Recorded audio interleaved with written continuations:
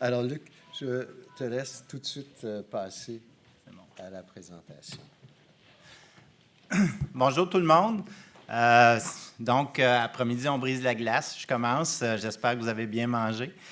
Dans le fond, on m'a demandé de vous parler un peu de la norme 1, comment on est venu implanter notre politique de promotion de la santé. Donc, je vais voir si c'est là. Non, c'est pas là. M'a trouvé. Dans le fond, ce que je vais vous présenter aujourd'hui, c'est un peu pourquoi qu'on est arrivé à s'impliquer dans la promotion de la santé, notre réflexion alentour de ça, comment, notre parcours, nos conditions de réussite, le concret, comment on peut la faire vivre, nos défis, puis un peu ce qui s'en vient pour nous dans le futur. Dans le fond, nous, on est membre du réseau depuis 2005 et à l'époque, il y a eu une première politique qui a été faite en 2008. Cette politique-là était très complexe et entre 2008 et 2011, on ne l'a pas fait vivre. En 2011, suite à une restructuration, on nous a donné, au niveau de la santé publique, le mandat de retravailler le dossier promotion de la santé. Parallèlement à ça, ça a débuté toute la notion de la planification stratégique. Dans la planification stratégique, on n'a pas nécessairement le mot promotion de la santé, mais il y a beaucoup d'éléments qui ont trait à la promotion de la santé. Donc, on a eu à travailler au niveau de la planification stratégique certains éléments. Probablement que dans la prochaine planification stratégique, on pourra aller plus loin, mais en 2011, c'était le maximum qu'on pouvait aller.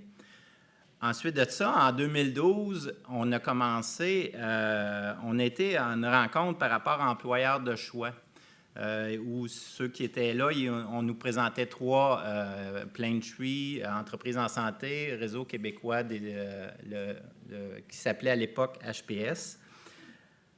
Donc, alentour de ça, c'est fait notre réflexion, puis nous, on a décidé à ce moment-là d'intégrer la démarche du réseau québécois des établissements promoteurs de santé. Au niveau des éléments clés qui a été important, c'est qu'on a nommé un porteur de dossier, qui est en l'occurrence la santé publique, puis c'est moi qui ai été nommé depuis 2011, au niveau de cette démarche-là. Nous avons aussi, dans un premier temps, quand on m'a donné ça à HPS, je travaillais en CLSC, là, je ne savais absolument pas dans quoi j'embarquais. Donc, la première chose, c'est qu'on s'est mis à participer au réseau québécois. Ça a été un élément clé où on a alimenté. Ensuite, on s'est approprié les normes, les conditions de succès et le dossier employeur de choix. Tout ça venait s'entremêler, s'entrecouper, mais on avait vraiment à déboussailler qu'est-ce qu'on voulait exactement comme attitude et démarche à suivre. Et puis l'appropriation des normes et des conditions de succès, là, ça a été pour nous vraiment des éléments clés. Suite à ça, pour m'épauler, parce que c'est une démarche qui ne peut pas se faire tout seul, on a créé un comité interdirection. Je vais vous expliquer après ça, nous on l'a appelé « Vers et en santé ». Je vais vous expliquer tantôt le pourquoi. Ce comité interdirection-là, ça a été un petit peu laborieux, mais finalement, parce qu'il y a beaucoup de ventes à faire, de dire, bien, c'est important que certains services, exemple, les ressources techniques, qu'est-ce qu'ils viennent faire là-dedans, puis tout ça. Fait qu'on a un comité interdirection qui s'est mis en place. Et à partir de ce comité-là, nous avons travaillé, élaboré toute la politique promotion de la santé. Il y a eu des consultations avec différents comités. Nous avons rencontré les syndicats. Et puis, en février 2013, il y a un délai de 2 ans, comme vous pouvez voir, en février 2013, on a adopté la politique de promotion de la santé. Un point important, puis c'est là que vient le Vers et en santé, nous avons aussi, en décembre dernier, et donc on a élaboré et adopté notre politique de développement durable.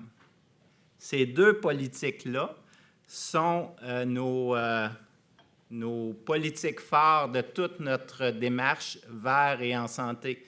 Donc, pour nous, on considérait qu'un discours qu'on est un C3S qui est à la fois vert et en santé dans tous les sens du terme, ça se vendait très bien auprès de nos employés, puis auprès de nos directions aussi. Nos conditions de réussite, c'est simple, on a suivi ce qui sortait du réseau. Il y a une feuille qui existe, là, c'est quoi les conditions de réussite. C'est porté par la haute direction. Notre politique, elle est portée par la direction générale. Au niveau du comité de direction, ceux qui parlent, c'est conjointement le directeur des ressources humaines et le directeur local de santé publique. Et sur le terrain, c'est moi qui coordonne toute la démarche. Naturellement, on est épaulé par un comité interdirection. Toutes les directions sont représentées. Et à partir de là, ça découle dans tous les comités de gestion. Donc, il y a un effet vraiment de mobilisation qui se crée avec ce comité-là. Ça a pris un certain temps au niveau du comité de bien prendre son envol, mais maintenant, le comité est de plus en plus solide, connaît plus son rôle et ça devient pas mal intéressant comme démarche. On a travaillé au niveau de l'implication du personnel.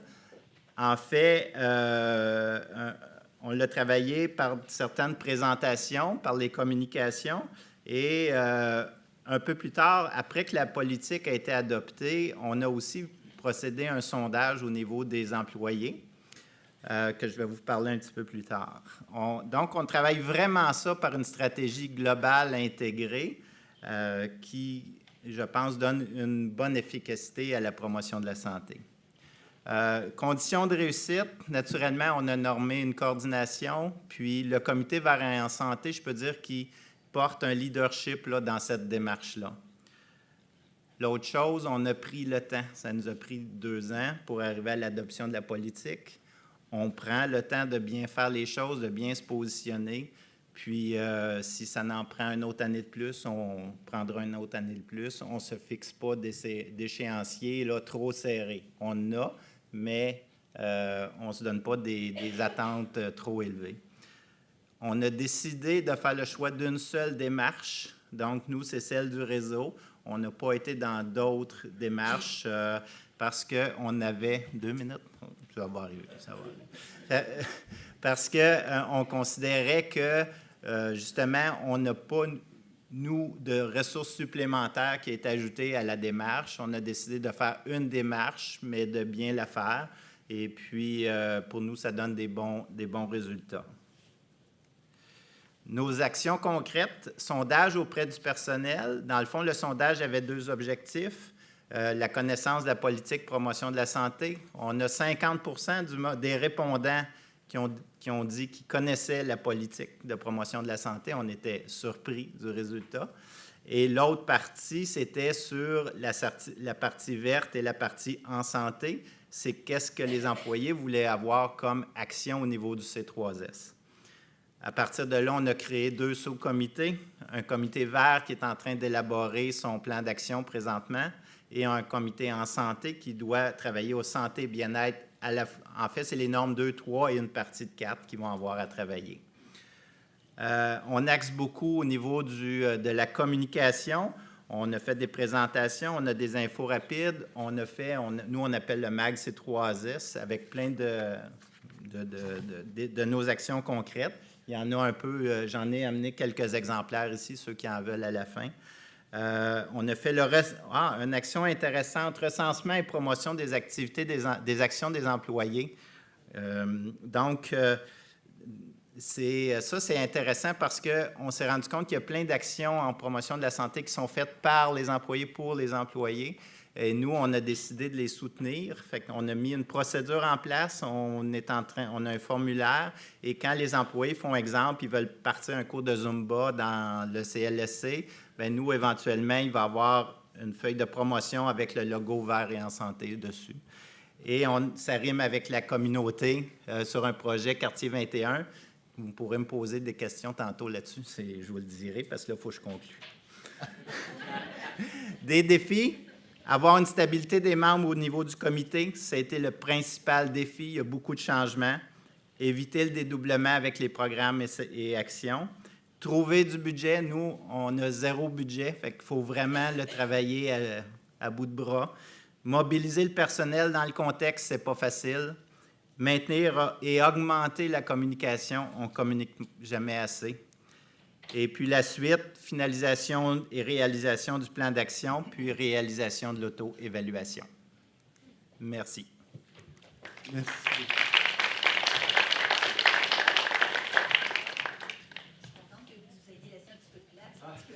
Non seulement vous a-t-il laissé de la place, mais il a même planté une question dans la salle. Quartier 21, ne pas oublier. Alors, permettez-moi de vous présenter à tout le monde. Vous êtes Jacinthe Demers, vous êtes directrice de programme, de plusieurs programmes, en fait, dont la santé mentale, la santé publique, la sécurité civile et les services généraux. Et vous êtes aux ressources humaines et vous vous appelez Jacques Pinault. Bienvenue. La parole est à vous. Merci. Alors, bonjour tout le monde. Comme vous voyez dans mon titre, j'ai déjà plusieurs programmes. Alors, quand on parle d'une stratégie d'implantation et que ça doit être transversal dans le C3S, bien, j'ai déjà une longueur d'avance. Je dirais ça comme ça. Alors, notre C3S, dans le fond, est constitué d'un CLSC, un hôpital et de 2 centres d'hébergement. Il est situé au sud-ouest de la Montérégie pour une population de 26 000 personnes avec 40 % d'anglophones. Alors, c'est des facteurs avec lesquels on doit composer. C'est un milieu plus rural que urbain.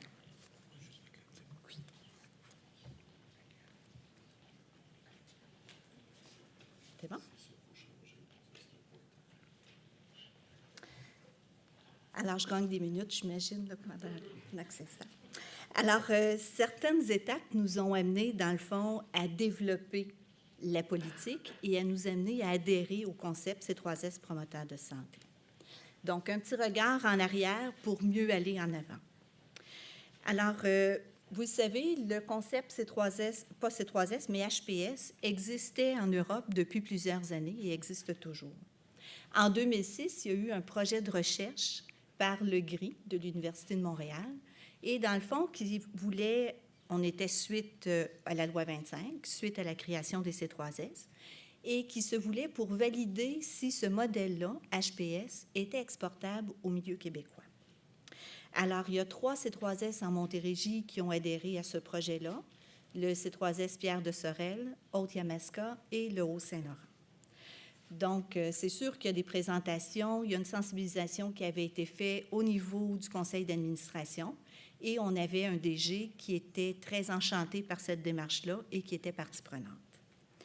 Alors, c'était pour nous, dans le fond, une mise en contexte ou un terrain fertile. Et même quand on a changé de DG il y a 4 ans, bien, le nouveau DG a adhéré aussi à cette démarche-là. Alors, en 2008, il y a eu la diffusion des résultats du GRI et ça disait que le modèle était très compatible avec la culture, la pratique et les besoins des C3S. Mais c'est surtout ressorti que c'était un modèle intégrateur. Je pense qu'il y a eu plusieurs exemples ce matin qui en parlaient. Une approche plus stimulante et plus gagnante. Alors, en 2010, nous, on est à faire de ces informations-là. Il y a eu une offre de déposer un projet vitrine au niveau de l'Agence de la Montérégie. Et on a décidé de présenter un projet coporté. Alors, c'est pour ça qu'on est 2 à vous présenter, parce que dès le départ, le projet qu'on a présenté, on a dit ce ne sont pas que le directeur local de santé publique, mais c'est aussi coporté par le directeur des ressources humaines. Et malgré le changement de directeur, parce qu'au fur et à mesure des années, il y a du roulement, ça a toujours été continué d'être coporté. Alors, l'objectif, c'était de développer un contexte favorable pour diminuer l'absentéisme, faciliter le recrutement, augmenter la rétention-attraction, puis offrir un milieu attrayant et à l'écoute du personnel. Ce projet-là, quand il a été présenté à la table des directeurs généraux, il y a 2 autres C3S qui ont adhéré aussi à ce projet-là. C'est le C3S du Suroît et de Vaudreuil-Soulanges. Alors, il y a des étapes préliminaires qu'on a pu avoir la chance de travailler ensemble.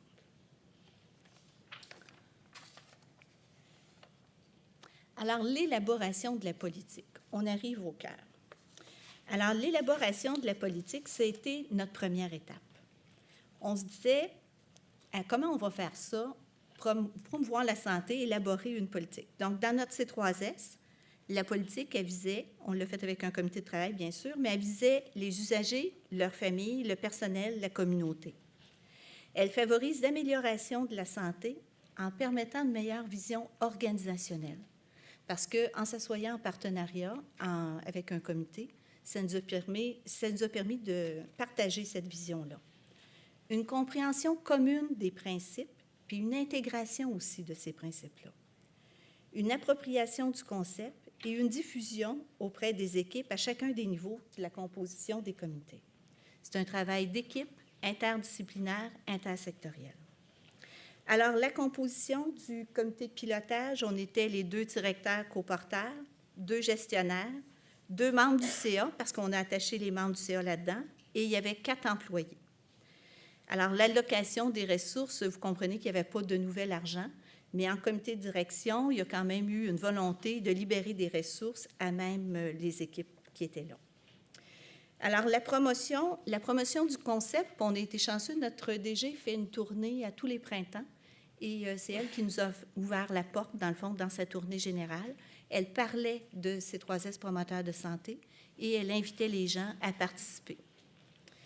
Et aussi, ça l'a donné la planification stratégique parce que, dans le fond, dans notre dernière planification stratégique, c'est le concept qui a été inscrit et dans la vision et dans la mission, comme quoi notre C3S est un établissement promoteur de santé. Alors, c'est vraiment intégré dans chacune des sphères.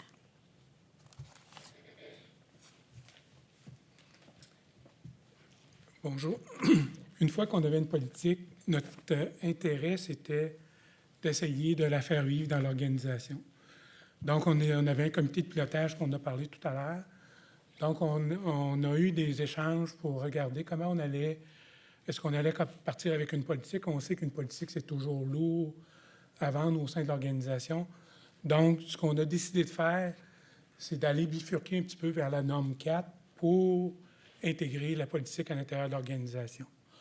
On s'est d'abord questionné au niveau du sondage de mobilisation d'agréments.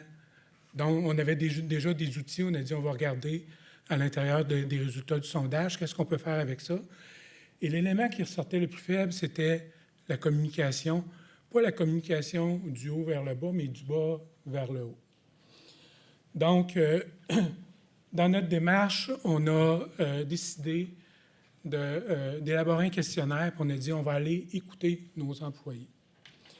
Donc, on est parti, on a élaboré un questionnaire. Comme on est 2 directeurs, puis on ne voulait pas créer une frontière dans les messages qui pouvaient nous être transmis par nos employés, on a demandé à des gens qui faisaient partie du comité de pilotage, qui étaient des acteurs dans l'organisation qui étaient assez connus, de faire l'exercice et d'aller recueillir l'information. Donc, on a eu une consultation. Les gens venaient sur une base volontaire. On avait des invitations qui étaient lancées. Et on est un petit C3S.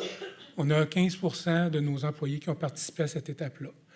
Quand on faisait nos rencontres de discussion, à ce moment-là, ça commençait toujours en présentant les principes de toute la démarche de CSS promoteur de santé. Donc, c'est comme ça qu'on a voulu rejoindre nos employés avec quelque chose qui faisait du sens pour eux, dans le sens que quand on va les voir pour écouter leurs préoccupations, en même temps, on profite de l'occasion pour leur présenter des principes. Suite à cet exercice-là, comme vous pouvez vous en douter, nos employés nous ont donné beaucoup d'informations. Donc, l'exercice qu'on a décidé de faire, c'est de retourner vers notre équipe de gestion et de faire un exercice avec eux pour voir comment on va récupérer ces informations-là pour faire une priorisation.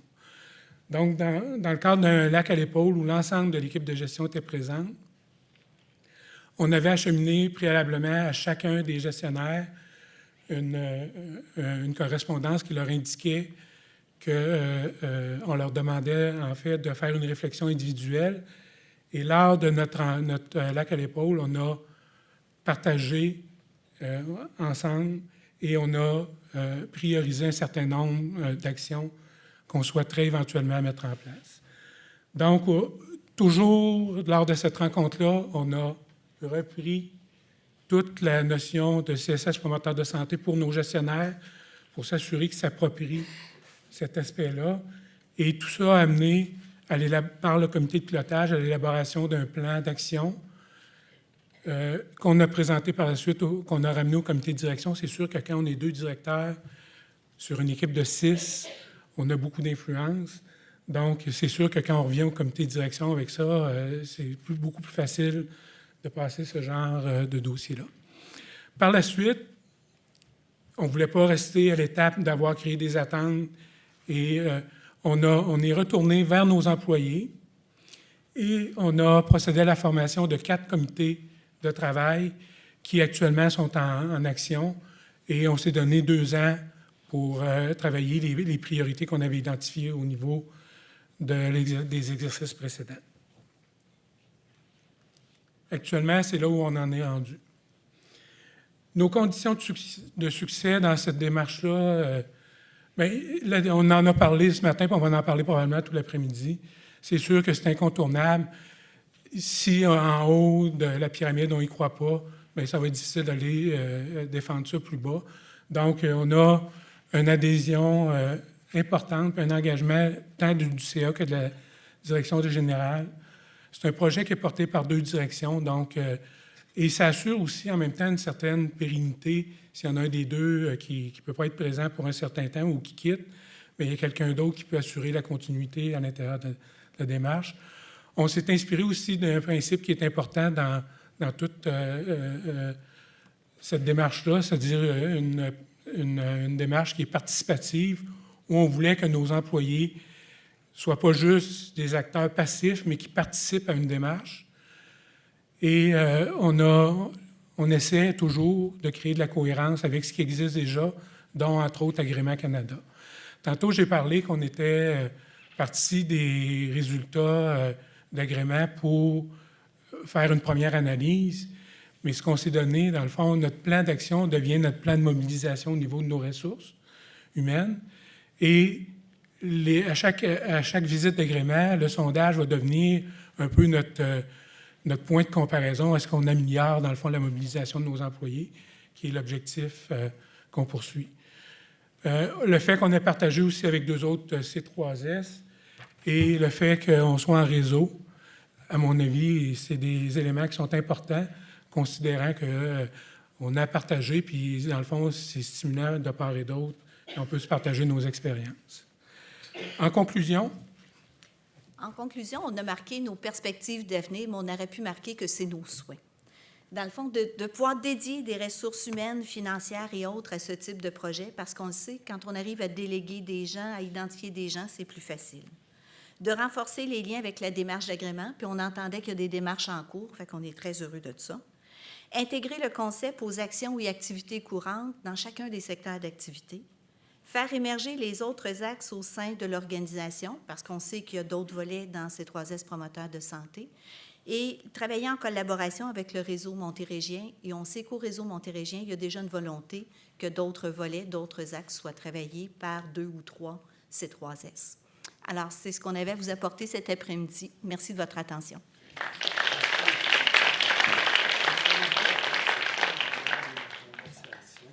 Merci. La raison pour laquelle on semble précipiter tout le monde, c'est qu'on a demandé aux gens de limiter leur intervention à 8 ou 10 minutes de façon à ce qu'on puisse d'abord entendre tout le monde et participer à une conversation. Alors, l'objet de l'après-midi, c'est effectivement d'avoir une conversation autour des expériences et de vos expériences, si vous avez vous-même des choses à contribuer. Alors, la parole est à vous. Allez-y. Oui, vous êtes le premier. Avec 15 de taux de réponse, comment avez-vous pu légitimer pour rendre crédibles les résultats, pour être en mesure de vraiment refléter les besoins de votre personnel? Dans le fond, ça n'a pas été 15 de taux de réponse, ça a été 15 de participation où les gens ont été écoutés pendant à peu près 90 minutes quand les rencontres duraient. Donc, il y avait 30 minutes au début qui étaient pour présenter le concept. Et après ça, il y avait un échange. Et on s'inspirait des 4 axes qui étaient l'environnement de travail sain et sécuritaire, l'environnement physique de travail, l'environnement socio-professionnel et puis le développement des compétences. C'était des éléments, c'est à partir de ça qu'on a fait nos rencontres de discussion. On ne voulait pas un sondage, on en avait un sondage où on avait eu un taux de participation quand même de près de 60 de nos employés.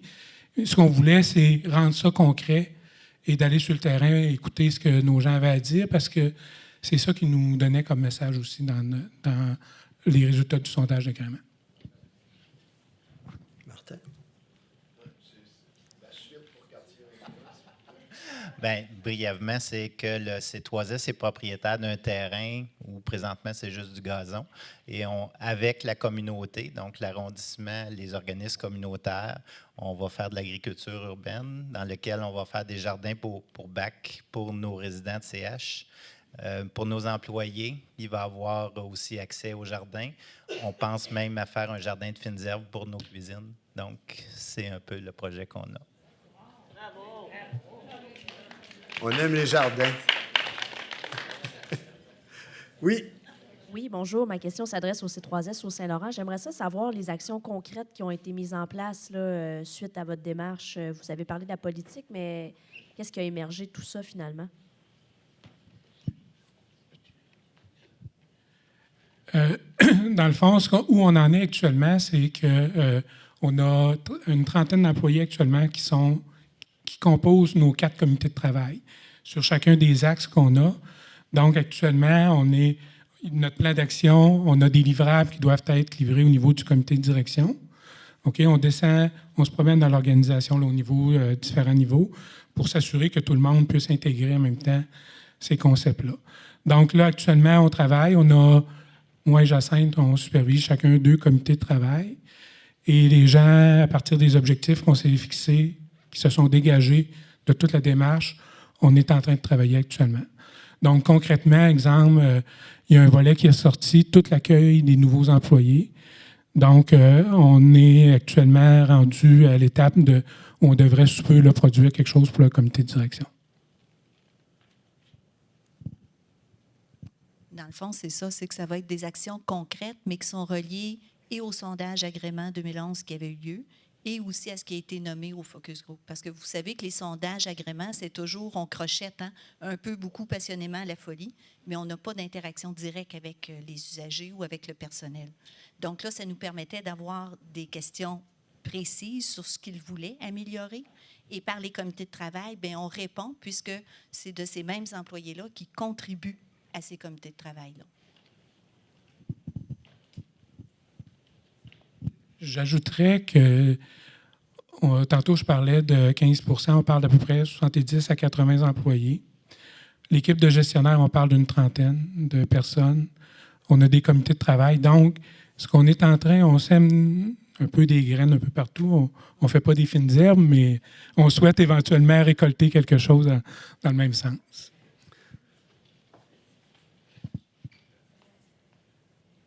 Marc-Claude Fournier du... je vais parler plus fort. Je suis du C3S du Cœur de Ville à Montréal. Quand vous parliez des autres axes qui sont émergents, est-ce que vous voulez dire d'aller investir dans les autres normes que la norme 4? Oui. C'est ça que j'avais dit. OK, merci.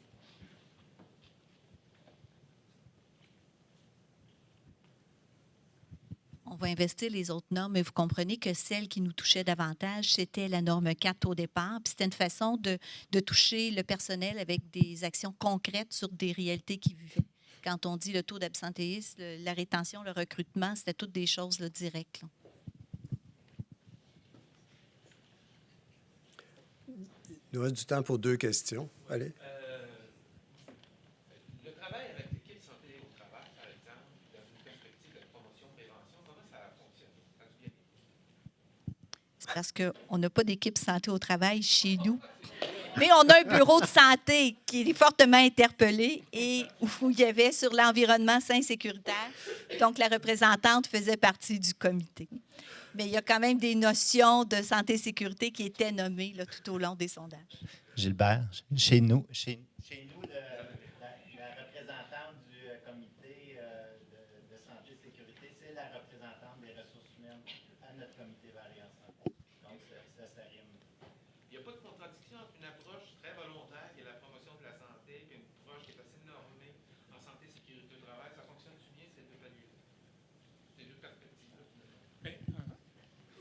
Oui, parce qu'en santé et sécurité, il y a toute une dimension de prévention qui est importante et c'est incontournable. Donc, je pense que ça rentre même très bien dans tout ça parce que ce qu'on veut éviter, dans le fond, c'est avoir des situations où nos employés peuvent se rendre malades à l'intérieur du milieu de travail ou encore puissent se blesser. Donc, c'est une approche qui était très cohérente avec tout ça. Par exemple, sur le comité, à un moment donné, on s'est aperçu qu'il y avait plusieurs employés qui nous disaient, bon, je commence à avoir un mal de dos, c'est des gens qui sont assis au bureau, et on a fait une évaluation des chaises, est-ce que les chaises sont ergonomiques? Et on avait, dans la dernière année, acheté comme une 50aine ou une 60aine de chaises. Sauf qu'on s'était aperçu que ce n'était pas nécessairement la bonne chaise qui était à la bonne personne. Alors, on a fait cet exercice-là. Ce comité-là nous a permis ça. Et ça a permis de diminuer justement les maux de dos, mais de répondre aussi aux besoins. Fait que la chaise rouge qui avait été commandée pour Mme X, peut-être que c'est plus Mme X qui l'a, mais elle a une chaise qui lui cause moins de maux de dos et elle sert à quelqu'un d'autre. Fait qu'on a revisité, dans le fond, le matériel qu'on avait. Mme Rovan. Non, juste que tu demandais, dans notre C3S aussi, on a travaillé avec le comité de santé et sécurité et il n'y a pas eu de problème. Au contraire, c'était une belle collaboration. Regarder le sondage qu'on avait préparé, est-ce qu'il y avait des questions qu'on avait oubliées. Donc, ça a été bien. Puis ensuite, on leur a présenté les résultats, puis qu'est-ce qu'on prévoyait faire. Puis, très bien passé. Je pense qu'il faut bien camper quel est l'objet aussi de ce sondage. Ça, c'est important de bien le camper pour ne pas diverger. J'ai une dernière question. Madame, monsieur, je vois mal, je n'ai pas les lunettes. Excusez-moi. Si, ma question, c'est, j'ai remarqué que beaucoup d'actions sont faites, mais beaucoup plus en interne, c'est-à-dire au sein de l'établissement que vous pilotez. Mais moi, ma question, c'est, quelles sont les actions que vous menez au sein de la population que vous desservez en termes de promotion? Et comment est-ce que vous entrevoyez les impliquer, ou bien comment est-ce que vous les impliquez dans vos actions? Actuellement, on n'est pas rendu à cette étape-là. Dans le fond, ce qu'on a voulu, c'est sensibiliser l'ensemble de nos employés à cette approche d'établissement promoteur de santé. Donc, ce qui est actuellement notre plan d'action 2013-2015, c'est du travail exclusivement à l'interne qu'on fait. Il y a des choses, il y a des actions qui se font déjà à l'externe, là. Puis à l'interne, avant qu'on fasse cette démarche-là, il y avait des choses aussi qui étaient très positives qui se faisaient. Ce qu'on voulait, c'est vraiment intégrer ce concept-là à notre réalité. C'est un changement de culture. Dans un deuxième temps, ce qui est prévu, c'est qu'on va mettre le focus probablement plus vers les autres normes. Chez nous, on travaille beaucoup en arrimage avec les communautés. À notre comité interdirection, il y a une personne qui est responsable des liens aussi dans ce dossier-là avec les communautés, qui nous rapporte ce qui se fait dans les communautés à chaque rencontre. Il y a aussi beaucoup d'actions, notamment toutes les pratiques cliniques préventives qui se font dans les communautés, que ce soit dès qu'il y a soit une fête de la famille, on est présent, ou donc toute la promotion de la santé se fait aussi en lien direct avec les communautés puis avec les personnes qui font partie de cette communauté-là. Puis j'aurais le goût d'ajouter que sur le comité de pilotage, vous avez vu qu'il y avait 2 membres du CA. Mais les 2 membres du CA, ce sont des gens qui vivent dans la communauté. Donc, il y a déjà une interaction avec la communauté. Ça nous permet aussi, par ces 2 personnes-là du CA, de le ramener au conseil d'administration, où on a 30 personnes qui sont assises là, qui viennent de la communauté. Donc, l'interaction se fait aussi à ce niveau-là. Il y a des questions, il y a une alimentation de ces gens-là vers le comité. Et sur le comité, on avait dans les 4 employés un organisateur communautaire. Alors, en santé publique, on a plusieurs tables intersectorielles dans les différents groupes d'âge. Donc, il y a aussi une interaction avec la communauté qui se fait à ce niveau-là. OK. Bien, écoutez, Mme Demers, M. Pinault, M. Paradis, je vous remercie pour cette présentation puis votre belle participation à la période de questions.